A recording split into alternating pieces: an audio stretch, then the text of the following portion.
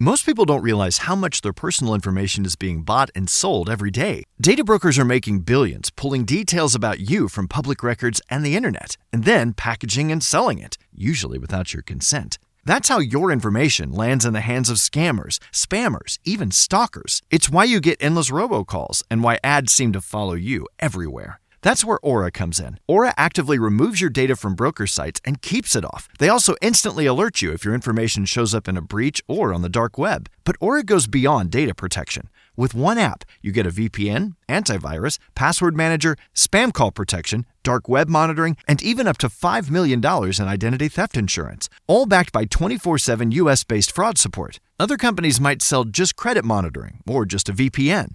Aura gives you all of it, together, at the same price competitors charge for just one service. Start your free trial today at aura.com/remove. Protect yourself now at aura.com/remove. The power of music as healing. It's a great tool, but sometimes we overlook it because we're so used to having it in our lives. But we don't realize just how magical listening to an instrument can get you through the toughest times of life, challenges, and everything else that comes with it along the way, including the beauty of life. And I have today a multi-talented musician, Raphael Groten. Thank you very much. Thanks for having me, Rashad. It's an honor and a pleasure today, sir. How are you from the great state of Vermont? Never been better. Every Awesome. day is just a beautiful gift, and I'm feeling really blessed. You know, I always get jealous of people who play instruments, right? Because it's the one magical power that, like, it doesn't matter how tall you are. It doesn't matter, where you came from. Somebody can speak a completely different language, and it's like they can just sync up and play right together with one another. And there's very few things that bring together people better than the beauty of music. So please tell your background. Background in music. Wow. How much time we got? We got 25 minutes. Yeah. Well, the condensed version, right? The condensed version. Yeah. I grew up in a musical family in Poughkeepsie, New York, right outside the city, and was surrounded by my father playing harpsichord, a large vinyl record collection, classical, jazz, Latin, folk. My mom, very much in the folk tradition, brought that into my consciousness early on. Kind of grew up in Pete Seeger land. Okay. The folk music was really revived in the 60s. And so my mom came out of that tradition and my father out of sort of jazz and classical. And I just was placed in this family where we would sing at family gatherings, in the car. We were always listening to music, and I developed an early love for music. Right. We would often harmonize and talk about the music. We'd have dinner music or just regular old music throughout the day. Right. But as I grew, I started to want to play it. And my first instrument was saxophone. Beautiful. In fourth grade. And then I went on to pick up the guitar when I was about 13, which is about 40 years ago now, for those who want to do that. I never put the guitar down. I eventually did put the sax down for about 25 years, although I picked it back up.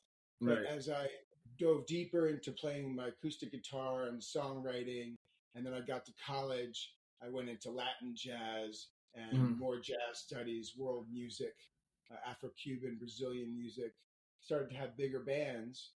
Right. And then in the late 90s, I started to have a family. Yeah. And that put sort of a slow down on everything. Put me back into my acoustic guitar. And really what hit me the hardest was when my younger son, had a near death accident when he was about 6 months old. Oh my goodness. I read about that. I certainly wasn't going to ask about that. Well, I like to share it because it's profound. It was life-changing. He was taken by a drunk driver under the car 0.7 of a mile. Oh my gosh! I know, it's shocking. He was in his infant car carrier seat, okay, just sitting on the ground, and without spending too much time, what I can tell you, it was a horrific. We lost sight of him. We didn't know where the car had driven. Oh my gosh! Long story short, he's 25 now. He's healthy. He has some scars from the burns that he received. He spent one night in intensive care. And then that night I brought in my guitar. I mean, here's my son. He's 4.5 months old. Just escaped out. We didn't know how he was going to do. And I just played the guitar for him. And the first chord, through the morphine, through everything, he opened up his eyes and he smiled at me. Oh my gosh. And I knew he was going to be okay. I knew he was going to be okay.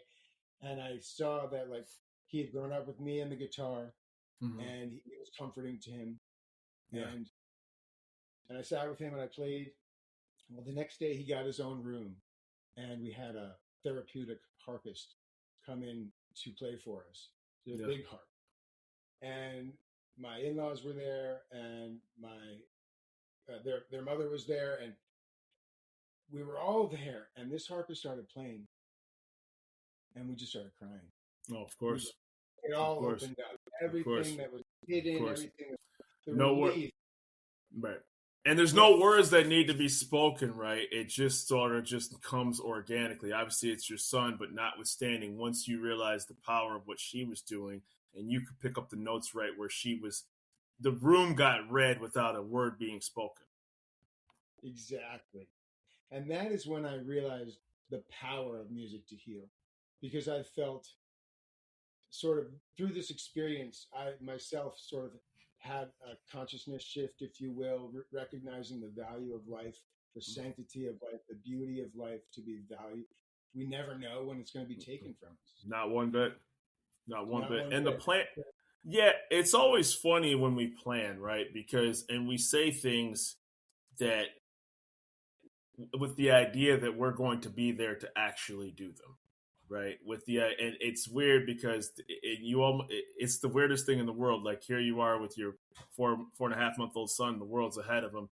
And then in an instant, your world comes crashing down. Right. And if for some reason we seem to forget about that mortality until something bad happens. And then 2 weeks later, we're back to our normal everyday selves. And it's the weirdest dichotomy in the world. You live for the moment, you plan ahead, but knowing that it could always be taken away at any given moment. Yeah, and that awareness kind of stuck with me. I didn't slip back into my old self. I was changed that day. Since then, I recognized in a different way how important it is to be grateful for each day that we have. Of course. And, so what I find fascinating, and first of all, thank goodness your son is doing well from that incident and obviously living a very fruitful and joyful life. How many instruments do you actually play? I'll play anything I can get my hands on. That's amazing. I'm not studied in a lot of them. Like, I dabbled in piano growing up, but I never studied it. So I play guitar and ukulele and cavaquinho, which is sort of a Brazilian ukulele. Other stringed instruments that I can get my hands on.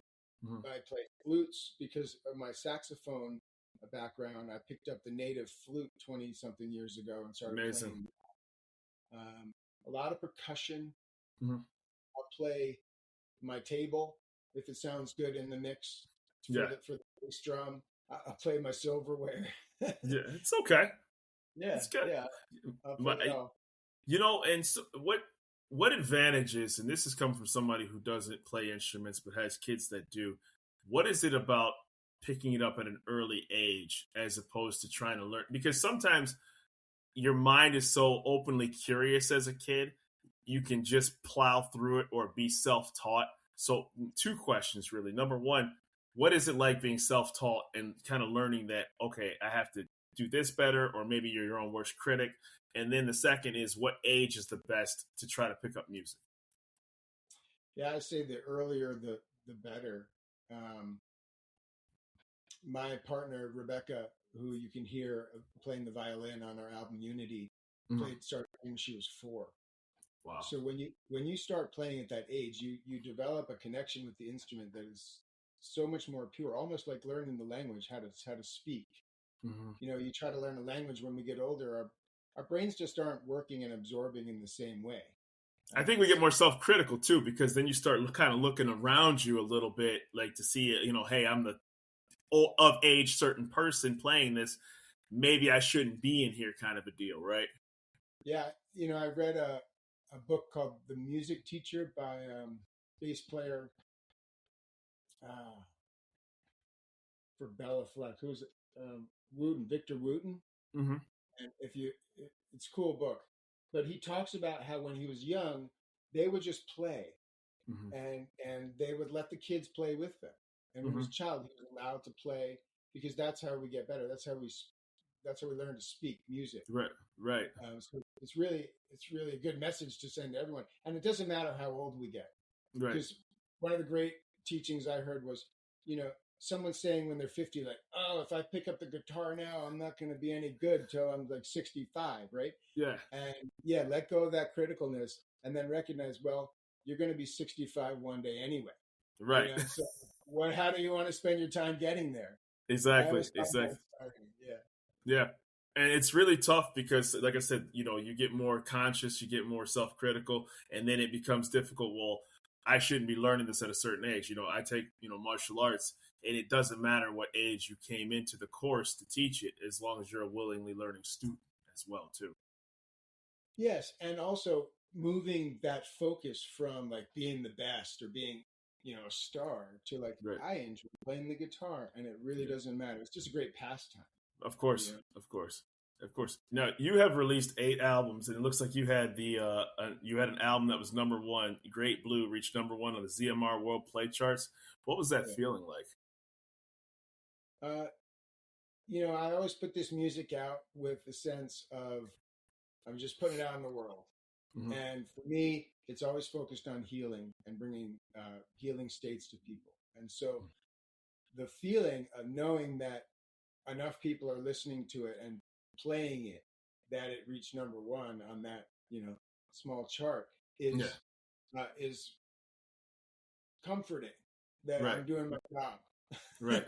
More people are getting to experience what I see as soothing music. Now, that album that reached it was actually a solo flute album, all native flute that I just Beautiful. in one day in my studio with just the flutes, and I picked up one and I just play, and it was all improvised.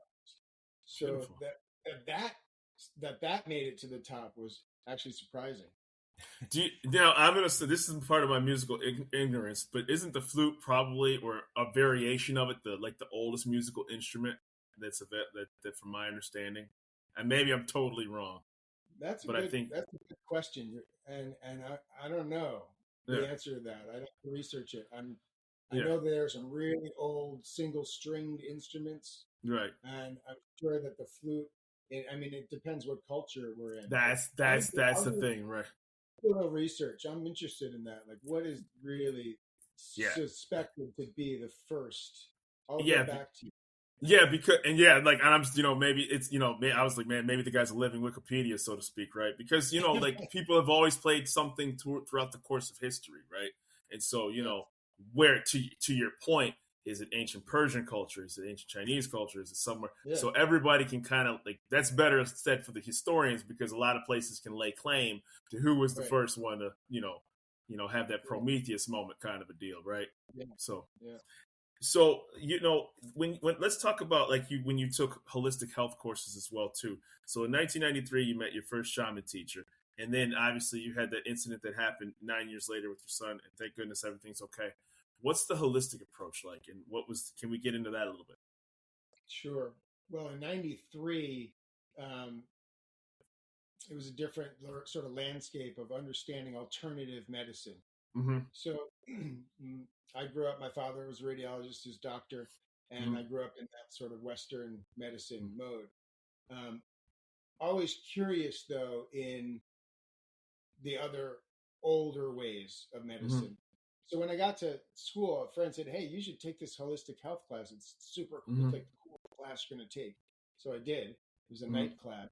And we had different speakers come in throughout the course of the class, from a macrobiotic chef to a channeler to the shamanic teacher who led us on a journey to meet a power animal. or a totem, as Most people don't realize how much their personal information is being bought and sold every day. Data brokers are making billions, pulling details about you from public records and the internet, and then packaging and selling it, usually without your consent. That's how your information lands in the hands of scammers, spammers, even stalkers. It's why you get endless robocalls and why ads seem to follow you everywhere. That's where Aura comes in. Aura actively removes your data from broker sites and keeps it off. They also instantly alert you if your information shows up in a breach or on the dark web. But Aura goes beyond data protection. With one app, you get a VPN, antivirus, password manager, spam call protection, dark web monitoring, and even up to $5 million in identity theft insurance, all backed by 24/7 US-based fraud support. Other companies might sell just credit monitoring or just a VPN.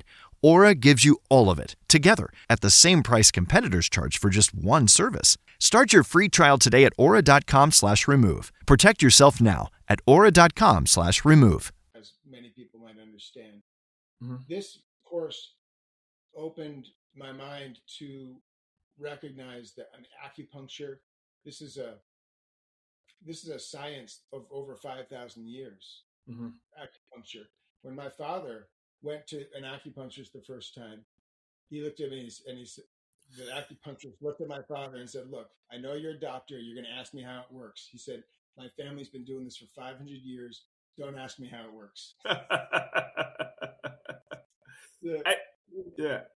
I think sometimes people when they hear things like that, because and I'm not knocking modern medicine. God knows I'm not a doctor, but there's something that people's minds are programmed to the conventional, right? And so one of the reasons I made this show and is to talk to people like yourselves is that, there's not some, boogeyman about learning different things of how your body functions and operates, right? We're not in a scientific experiment. We're not, Frankensteining ourselves, but knowing that there are other ways to have a better approach to your own health can't be a negative thing.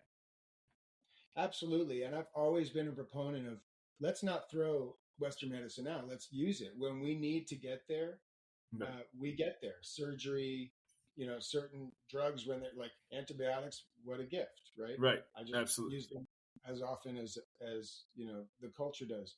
I go to a naturopathic doctor who goes through all of the other aspects of medicines before we reach those, like, oh, we really got to use to pull out the big guns. Right, exactly, right. Because if you just were to, and at the end of the day, it is your body, right? And so if you're going to say you're going to cut me open, replace something, it's a modern medicine to be able to. It's a miracle in what they do and what they've accomplished and the skills that they possess. That being said, it's your body to be able to sit back and say, do I really want to actually have that happen to me? I'm not talking about cancer, heart attack, heart surgery. But if there are ways with yoga and physical therapy and proper, like you said, acupuncture to avoid certain deep, long-lasting surgeries, that can only be a positive. Indeed, I think we're learning a lot too along the way. It's not just diet and exercise and sleep. We've known that for a long time, and if we practice that, great. We're going to feel healthier and better. Right. But what I'm really fascinated in, and have been sort of this whole alternative medicine path, is the placebo effect. Right. Because, and I don't mean to open up a can of worms, but I just love the placebo effect, because what it shows us is the power of belief and the power of mind. Right? Did you know you have to beat the placebo in clinical trials to be approved by the FDA? I mean, this is known to be like the most powerful thing, and yet it's the power of our mind.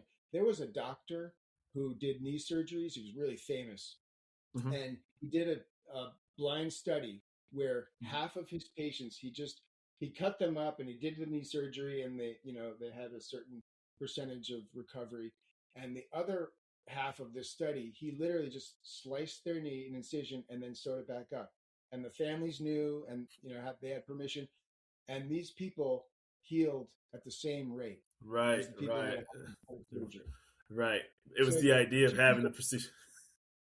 And they believed in the doctor, and he was a very successful doctor. Right. So how can we harness this consciously? This is one of my real inspirational thoughts. Like, the more we understand that our beliefs create Yes. our realities. Yes. Right. Yes. The more we Absolutely. can do that. And and the thing is about it is to circle back to your musical career and to circle back to music as a whole. Music can put you in that nice harmonic space as well too, right? I can't tell you, I'm far from an elite athlete, but there's something about music where it can make you cry. It can, I'm like, there's a really great movie called The Thin Red Line, and I cannot remember for the life of me the name of the song, but it was like this chanting. I don't want to say religious, but it had religious themes. Of like, it was about World War II. They were in the Pacific. But if you ever get a chance to listen to this musical piece, it's like one of those ones where you're like, oh yeah, I'm ready to cry at this moment, because it just, it's when you're younger, you're kind of ashamed of it, right? But as you're older, like you'll be at YouTube, I'm like, yeah, this is making me kind of tear up a little bit. Or That's so or the other movie, and I'll circle back to you, is I don't know if you've ever seen the Ethan Hawke movie, Gattaca, when there's a movie where people are genetically engineered by their parents at a young age because society has deemed natural born children as flawed. So he was one of the naturally born children, right? Uh-huh. So he still excelled at his given profession despite all the obstacles in front of him. There's a very beautiful violin piece that plays in that movie. And again, it puts you in that certain mood of, man, this is ready to make you cry.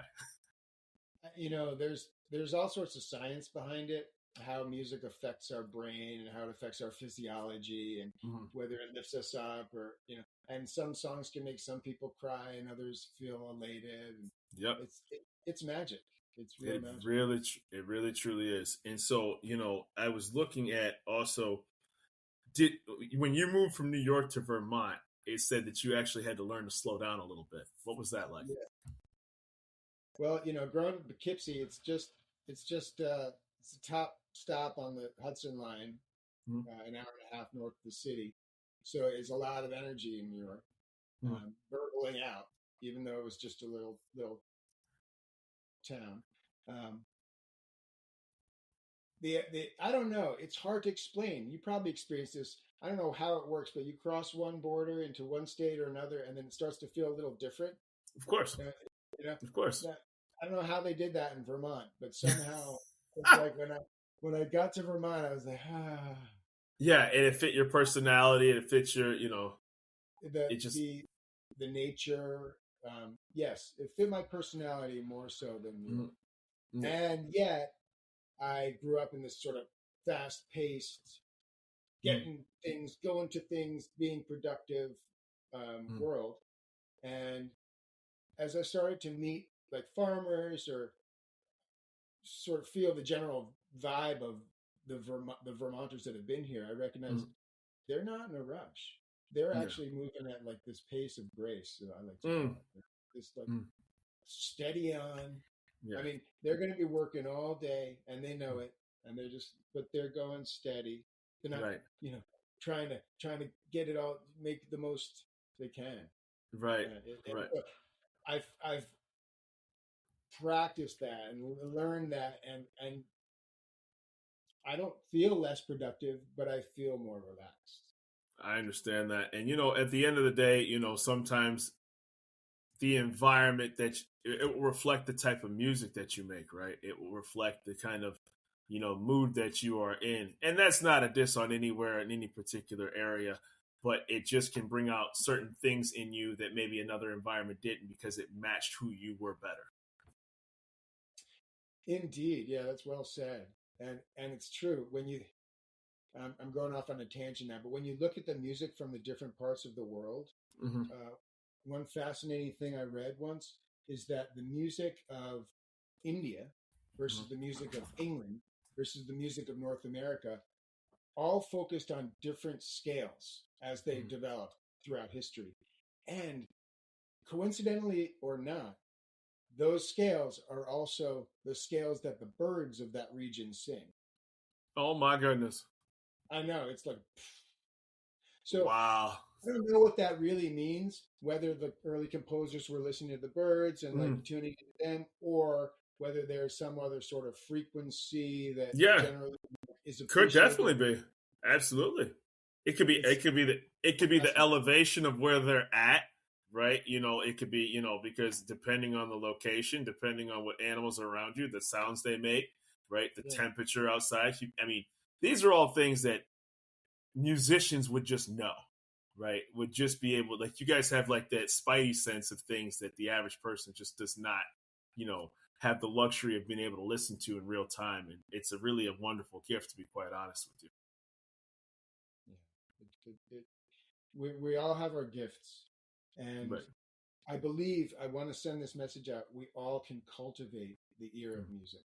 So Mm-hmm. even if we're just listening, or if we've never played an instrument, um, sitting quietly with the music to enter a meditative state, listening more deeply, maybe where we just had sort of had it on in the background for a while, Yeah. feeling into how it's affecting us throughout our Yeah. day, and then making those choices to go to the musics that help us to relax or Right. get energized or Of whatever it course. is we need. Where can people, and I've always asked this, and I will continue to ask this, even if people say I say it a lot on my show, they don't need me to find you, but where can people find you? I have a website, raphaelgroten.com. That's RAPHAELGROTEN. Mm-hmm. RaphaelGroten.com is the main place where people find me. I made a conscious choice to move away from social media a Mm-hmm. few years ago. Mm-hmm. And so through my website, you can link to Spotify, Amazon Listening, my Bandcamp page where you can hear all of my music for free before you decide to Mm-hmm. support me. For sure, for sure. That's a nice little tidbit, right? So that's a nice little segue into the support, because we do want people to support you. And even though I don't play instruments and I didn't see a martial arts background in your resume, I do find it great that you did Brazilian music, because I want to talk about capoeira. I've never done capoeira, but for people who are unfamiliar with it, it's the martial arts started as a dance from slaves and evolved into a worldwide renowned martial art. And so the bridge between what is music versus another culture are really one and the same, I love it. I love it. I actually studied a little capoeira with a friend of Okay. mine because It's I'm such a tough. Brazilian music. Yeah. Yeah, if you just go and see some videos, the Oh my music gosh. and the dance, the martial Yeah. art is just so integrated. And Unbelievable. it's like the drumming and dancing in Africa. There was no separation. It Right. didn't used to be the musicians sitting there and playing for people. They were always interacting. Right. The musicians were kind of in the background, and everyone Yeah. else was doing their thing. Yeah. But yeah, capoeira is very cool in the way that it uses the music and the dance, and some of the most impressive. Unbelievable. It's Yeah, you watch those videos and you're just like, oh. And I've never taken it. I have a traditional karate background, taekwondo, Brazilian jiu-jitsu, and Muay Thai. That might be the most aesthetically beautiful looking thing I've ever seen. Right. it's so cool because you're not trying to hit each other. You're just doing this dance, and you're just trying to stumble each other up. Yeah. And the Super. sweeps and the hand plants and things like that. It's a wonderful thing to watch. But at the end of the day, like, someone who knows what they're doing can also serve you your own butt. Like it's nothing. It's not a toy in the right person. It's incredible. It's really incredible. I went to Brazil in 2004, actually with my shamanic teacher, Mm, and I brought back a berimbau. So that's for awesome. those who don't know, it's this like single stringed, um, looks like a bow from Yeah. like a bow and arrow, right? You hit it with a stick, and there's a Yeah. board attached. But on my kids' album, you can hear that berimbau on the Wonderful. song "The Only Me." I think that's the name of it. Something Mm, about that. It's a real bossa nova samba piece, and I bring the berimbau in there at the end. that's absolutely wonderful. And I'm looking forward to supporting your music in any way possible. And I'm hoping that whatever experience you had on this show was certainly worth your time on the Randomness of Nothing podcast. Absolutely, it's always a joy to speak about this stuff. Yeah. I'm grateful to be welcomed and spread the word out there. We're working on a rock album. Awesome. Yeah, it's going to be big. So all y'all stay in tune. Very much enjoying having you on the show, Raphael Groten. Thank you very much for your time. Thank you, Rashad. Appreciate it. Have a good day. You too. Blessings. Yeah, brother. Most people don't realize how much their personal information is being bought and sold every day. Data brokers are making billions pulling details about you from public records and the internet, and then packaging and selling it, usually without your consent. That's how your information lands in the hands of scammers, spammers, even stalkers. It's why you get endless robocalls and why ads seem to follow you everywhere. That's where Aura comes in. Aura actively removes your data from broker sites and keeps it off. They also instantly alert you if your information shows up in a breach or on the dark web. But Aura goes beyond data protection. With one app, you get a VPN, antivirus, password manager, spam call protection, dark web monitoring, and even up to $5 million in identity theft insurance, all backed by 24/7 US-based fraud support. Other companies might sell just credit monitoring or just a VPN.